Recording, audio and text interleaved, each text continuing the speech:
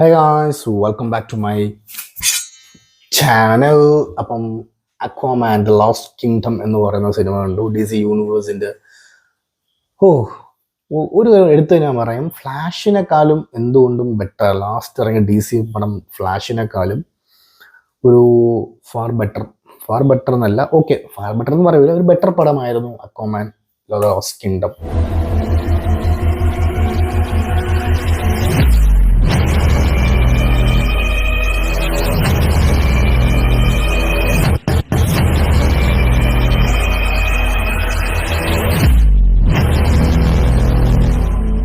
Director James Wan, ഇതിന്റെ writer എന്ന് പറയുന്നത് ഡേവിഡോ, അങ്ങനെ കുറേ ഒരു നിര തന്നെ ഉണ്ട്.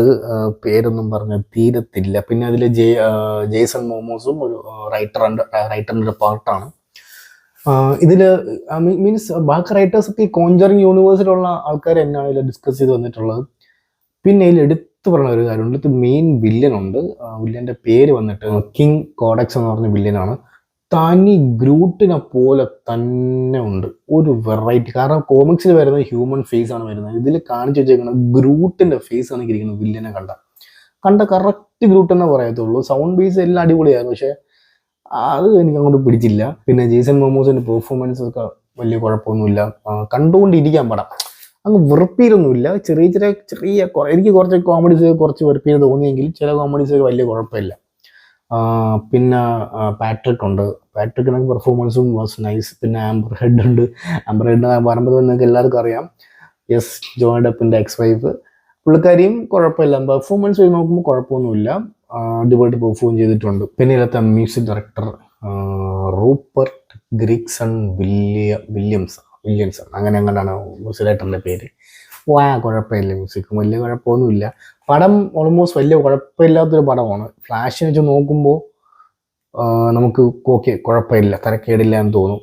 അങ്ങനെ ഓവർ വെറുപ്പീരൊന്നുമില്ല. VFX was really good. അതെല്ലാം വലിയ കുഴപ്പമൊന്നുമില്ല, കണ്ടുകൊണ്ടിരിക്കാം. ഒരു ടൈം പാസ്സൊക്കെ ആയിട്ടൊക്കെ നമുക്ക് മൂവ് ചെയ്യാൻ പറ്റും. അല്ലാതെ DC ഒരു കിട്ടില്ല കംബാക്ക് എന്ന് എനിക്ക് പറയാൻ പറ്റില്ല. കാരണം DC കംബാക്ക് എന്ന് പറഞ്ഞാൽ വീണ്ടും പറഞ്ഞ് മടുത്താണെങ്കിൽ ഞാൻ പറയും, സൈഡർ കട്ടിൻ്റെ എൻ്റെ തന്നെ DC ഒരു വേറെ ലെവലിൽ കൊണ്ടുപോയത്. ഇതൊന്നും അങ്ങോട്ട് എനിക്ക് അറിഞ്ഞൂടാ. പക്ഷെ പടത്തിനൊരു വാസ്കഡ് സീനുണ്ട്, അത് ഒന്നുമില്ല. പിന്നെ എൻകഡ് സീനൊന്നും ഇല്ല, കുത്തിയിരുന്ന് കാണാനൊന്നും വേണ്ട, ഇറങ്ങി പോക്കോ പടം കണ്ടിട്ട്. വേറെ ഒന്നും പറയാനില്ല, ഒരു ആവറേജ് പടം, അത്രേ ഉള്ളൂ പറയാനായിട്ട്. ആവറേജ് DC പടം. ഇനി 2025 ഇവർ നോക്കാം. പക്ഷെ വേറൊരു സംഭവം ഞാൻ കേട്ടായിരുന്നു, സ്നൈഡറിന്റെ അടുത്ത വർഷം വരുന്നുണ്ട് ജസ്റ്റിസ് ലീഗിന്റെ.